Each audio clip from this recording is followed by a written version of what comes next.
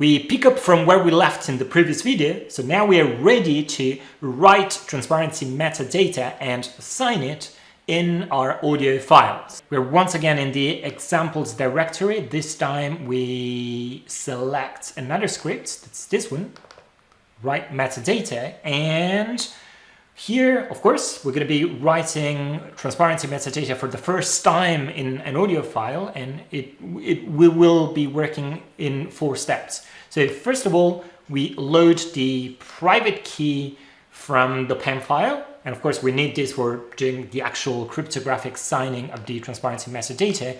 Then we build an instance of this object called TransparentMetadataWriter, and this is the high-level SDK interface that we use to actually write and sign our metadata in one go with a simple method call, and everything will be handled under the hood. Then we create a metadata dictionary with all the details that we need about like our transparency information. Then we write the metadata and the signature directly into the target MP3 file. Okay, so now let's move on to the code. Here, of course, like we have like some basic imports that we have to do, but then let's take a look at what we should import from TransparentMeta. So from crypto.key management module, we import the load private key from PEM file. This is a utility function that just like loads private keys. And then from TransparentMeta.entity.metadata, we import AI usage level. We will see like what this is, but again, you can imagine like that this is just like to provide information about like how much AI has been involved in the process of creation of that audio file.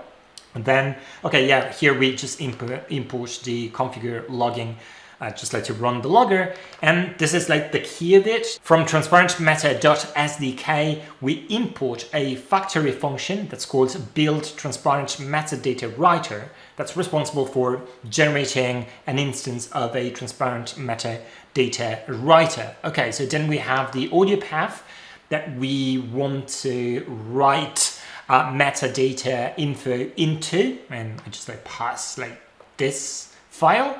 And we also have like the private key path, and then we just jump into the main function here. We configure the logging, and again we do this at debug level, so we'll have more information in the logs.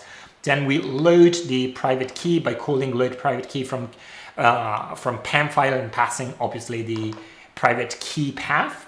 And then we build the metadata writer with our signing key.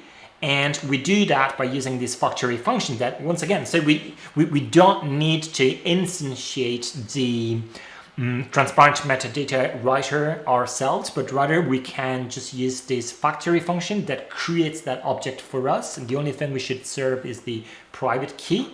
And so here we have an instance of transparent metadata writer, and then we're ready to go. But obviously we're still missing the metadata. For the metadata, we create a dictionary with all the necessary fields. So we pass the name of the company, the model, created that. We just like do a datetime.utc now, and AI usage level. So yeah, AI usage level .ai assisted. And AI usage level, I'm going to jump super quickly into this. It's just like an enum where we have like AI generated, AI assisted, and human created. So we have like these 3 possibilities.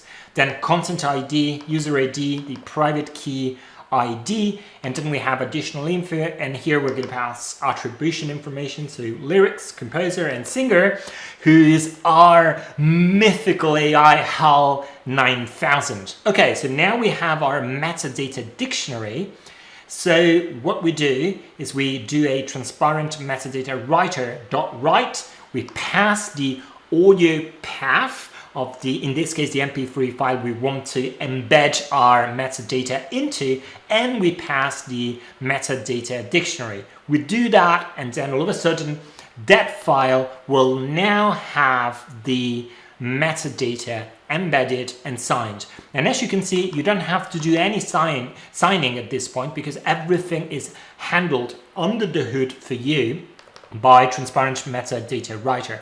The only thing that's very important to follow is the structure of this metadata dictionary, where all of these fields are mandatory except for additional info that's optional. You may or may not have it and you can fill it however you want.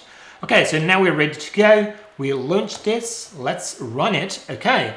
And as you can see, we have a lot of information from the logger, and some of this information is at the info level, some of this is at the debug level. But if we go down here towards the end, so you can see that, data written to ID3 tags, and we have a metadata tag, and there's only part of that in here. And then we have the actual signature.